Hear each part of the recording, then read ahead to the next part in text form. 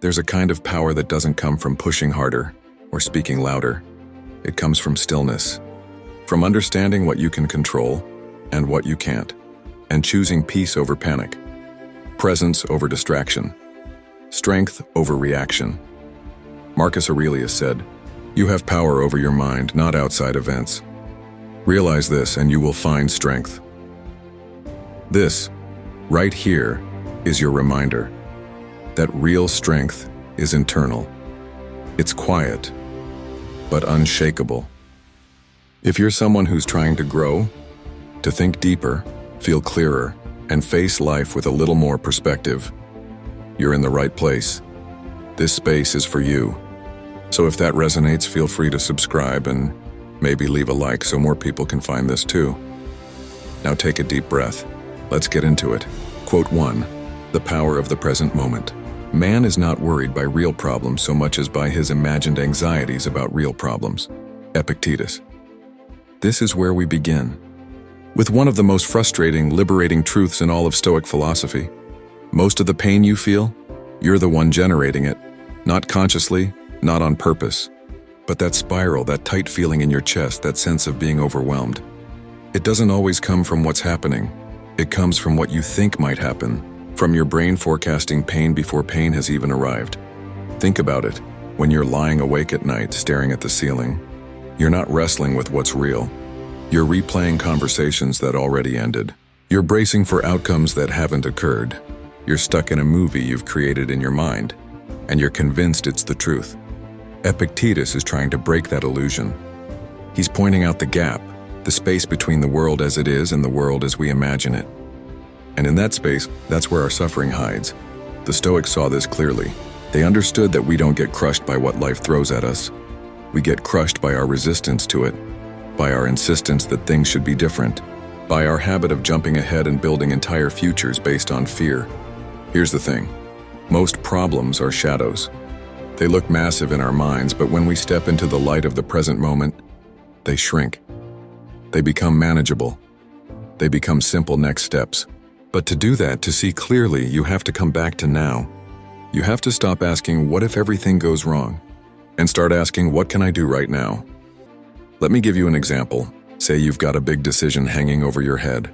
A job change, a relationship shift, a new move.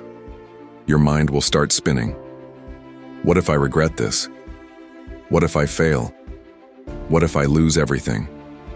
What if I'm not ready? Notice what happens when you feed those thoughts.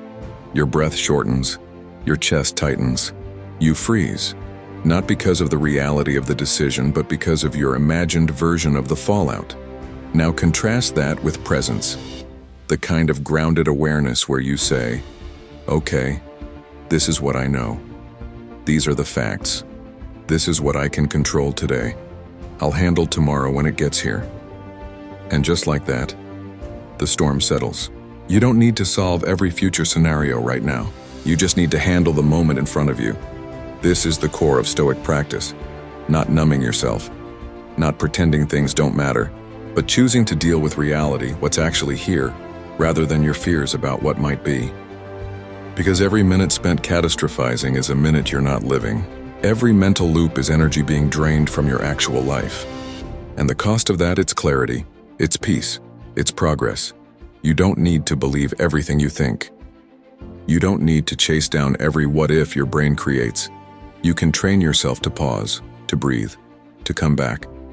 Ask yourself, what's true in this exact moment? What's required of me now? Not in a week, not tomorrow, now. Can I solve the entire problem today? Probably not. But can I take one clear step? Yes. And that's always enough. That's what separates the Stoic mind from the scattered one. The Stoic doesn't try to control the whole story. They just take the next right step with a calm mind and a steady hand. You want to feel unstoppable? Start here. Start by refusing to be dragged by thoughts you didn't choose. Start by seeing that the mind is a tool, not a master. Start by reminding yourself that you are not your fear. Because when you stop imagining problems, you finally get to live your actual life. And that's where all your real strength lives. Quote 2. Endurance is strength. If you are distressed by anything external, the pain is not due to the thing itself, but to your estimate of it. And this you have the power to revoke at any moment. Marcus Aurelius, let's sit with this for a second. This quote, this whole idea, is the axis of Stoic thought. The outside world can throw whatever it wants at you, but it's your interpretation of that event that decides whether it breaks you, builds you, or passes right through. And Marcus isn't offering that as a nice idea. He means it literally. Nothing can upset you unless you let it. And that sounds almost impossible, right? Because most of us walk through life thinking, this thing hurt me. This person ruined my day. This event is the reason I'm angry or heartbroken or stressed out. But that's not what's actually happening. What's happening is that your judgment of the situation is causing the pain, your story about it. And stories can be rewritten. Let's say you lose your job. That's a fact. You can't control that part. But what happens next, your internal reaction, that's all you. You could spiral, you could say, I'm a failure, I'm falling behind, I'll never recover. And that story will feel real. It'll shape your mood, your thoughts, your behavior. It'll slow you down, or you could pause, you could take a breath and say, okay, this hurts, but maybe this is clearing space for something better. Maybe this is a chance to grow, to adapt, to build something new. Same event, different mindset, different outcome. It doesn't mean you don't feel things. It doesn't mean you become numb or robotic. Stoicism isn't about pretending nothing matters. It's about choosing what matters and deciding how much power you're going to give to the external world. The Stoics called this the discipline of perception, the ability to see clearly without letting emotion cloud the view. Because the truth is, no matter what happens, you are the one who decides what it means. Someone insults you? That's just words. Do you make it personal? Do you let it live in your head for hours? That part's on you. A plan falls apart? Do you call it a failure? Or do you call it a redirection? A friend lets you down? Do you label it betrayal? Or a human mistake? Every situation offers multiple interpretations, but only one of them will move you forward. So here's the real question. What if nothing could truly disturb you except your reaction? What if that email didn't have the power to ruin your day? What if traffic didn't deserve your anger? What if someone else's bad mood didn't have to become yours? That's not about being passive. It's not avoidance, it's about dominion over yourself. You've probably felt it before. That moment when something should bother you, but it just doesn't. Not because you're ignoring it, but because you see through it. You choose your reaction. You don't hand your peace over for free. That is strength. Endurance isn't about holding your breath and pushing through pain.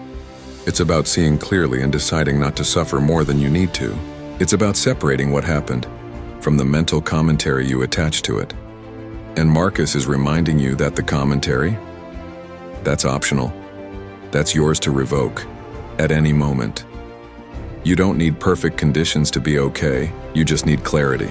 So next time something upsets you, before you react, pause. Ask, what am I making this mean? Do I have to see it that way? Is there another lens I could use that makes me stronger, calmer, better? You're allowed to feel pain, but don't extend the suffering with a story that weakens you. Reframe it, reclaim your power, and move forward as the author of your own experience. Quote 3, discipline over emotion. We suffer more often in imagination than in reality. Seneca. Here's what Seneca's really saying. Your mind can be a sanctuary and or a torture chamber, and most days it's both. Because what actually happens to us, the real stuffing, it's usually manageable. It's what we imagine might happen that sends us spiraling. It's not the deadline. It's all the what-ifs you stack on top of it. What if I fail? What if I embarrass myself? What if I disappoint them? It's not the silence from someone you care about. It's the mental loop of, did I say something wrong? Are they mad at me? Is this the beginning of the end? We suffer more in thought than in reality, and that suffering is self-inflicted. Seneca wrote this 2,000 years ago, and yet it feels like it was written this morning. Because we all do it. We all time travel to imagine disasters. We build entire storylines out of thin air. We start preparing for the worst-case scenario before anything even happens, and the worst part? We react to those phantom threats like they're real. Our body tightens up, our mood changes, our chest gets heavy. Even though nothing has actually gone wrong, we've already decided it has. This is where discipline comes in. Because emotional discipline, that pause between feeling something and reacting to it, that's the muscle that Stoicism is always trying to build. You feel fear? That's human. You feel anger, anxiety, frustration? That's normal. But what happens next is the part that separates people. Do you feed the feeling? Do you let it steer the wheel? Or do you step back and look at it with clear eyes? Do you question it? Because fear tends to exaggerate. It's dramatic. It catastrophizes everything. It's a terrible narrator but an amazing actor. It makes you feel like its version of the story is the version. But discipline lets you interrupt that script. Discipline says, okay, I hear the fear, but I'm not going to become it. I feel the anger, but I don't have to act on it. This thought is loud, but that doesn't mean it's true. And that, right there, is strength. People think calm is weakness, that if you're not shouting back or flipping out or defending yourself instantly, you're soft. But Stoicism flips that idea on its head. Calm is not weakness. Calm is control. Calm is a sharpened blade. It means your emotions don't own you. It means you can stand in the middle of chaos and still choose clarity.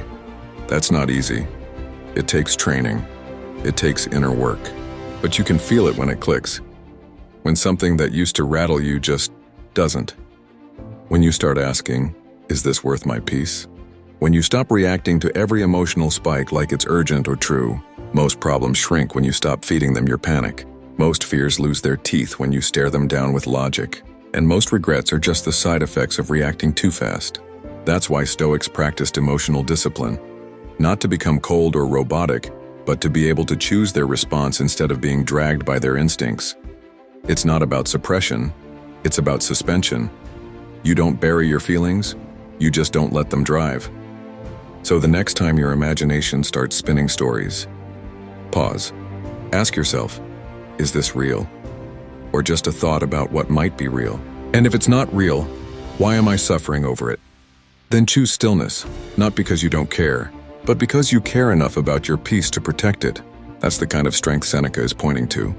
Discipline over emotion, awareness over imagination, peace over panic.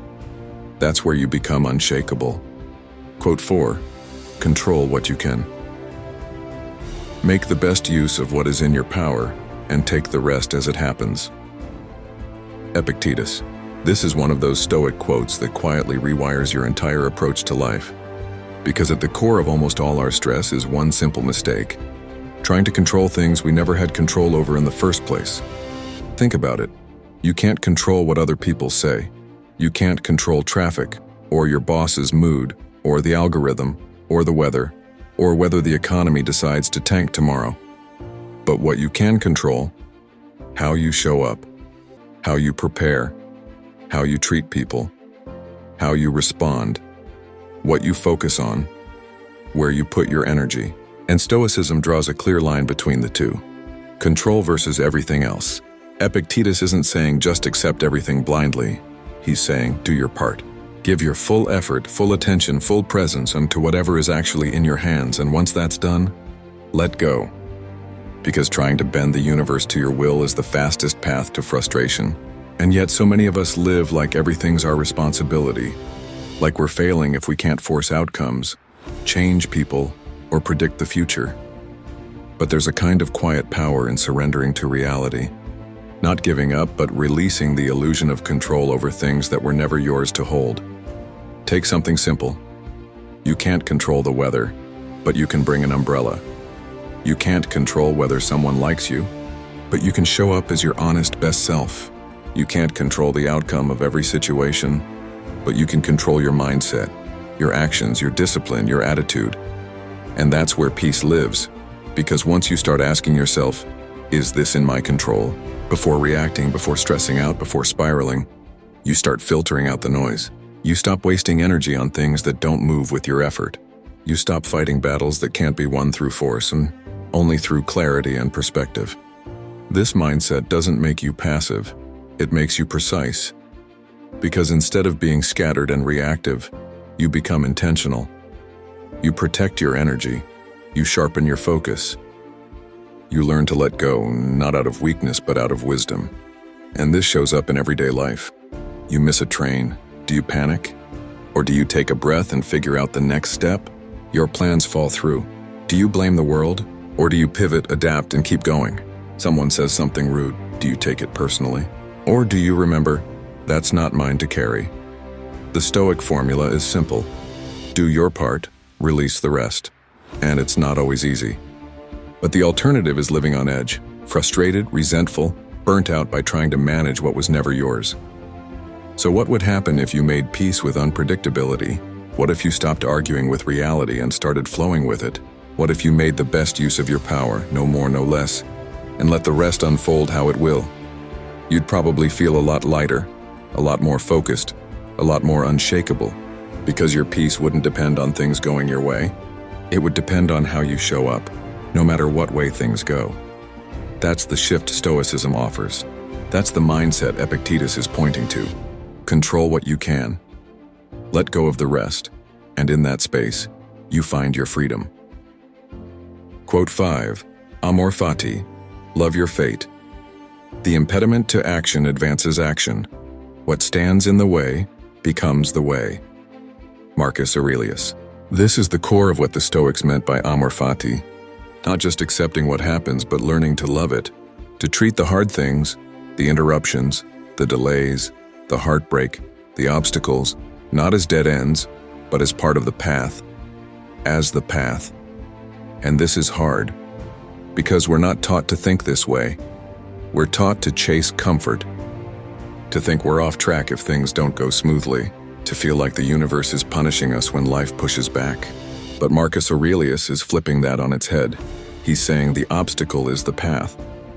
The things you think are stopping you are actually shaping you. That breakup? It didn't destroy your capacity to love, and it forced you to look inward. It woke you up. It cracked your ego open so something deeper could grow. That failure, it didn't kill your ambition. It taught you how to move smarter. It burned away your illusions so you could rebuild with precision. That detour, delay, rejection, they're not blocks. They're blueprints, signals pointing to the next version of you. Because amor fati isn't passive. It's not about throwing your hands up and saying, oh well. It's an active mindset, a posture of leaning in, of embracing life in all its rawness. It means taking what happens, the good, the bad, the chaotic, and saying, all right, let's work with this. Let's make something of it. That's what makes you unstoppable. Because now adversity isn't your enemy. It's your raw material. Every setback becomes fuel. Every scar becomes a story. And every no becomes a sharpening stone. Imagine living like that. Imagine no longer being thrown off course by every twist. Imagine being able to say, this isn't what I planned, but I trust I can work with it. You start moving different, less frantic, more grounded. Because you realize life isn't happening to you, it's happening for you. Not in some cliche toxic positivity kind of way, but in the real, earthy, blood and bone way where pain teaches, loss clarifies, and pressure reveals strength you didn't know you had. This is how the Stoic becomes powerful. Not because they avoid difficulty, but because they use it. They turn it into fire, into depth, into resilience. What stands in the way becomes the way. So maybe today that thing you're struggling with, the slow progress, the uncertainty, the unexpected twist, maybe that's not life going wrong.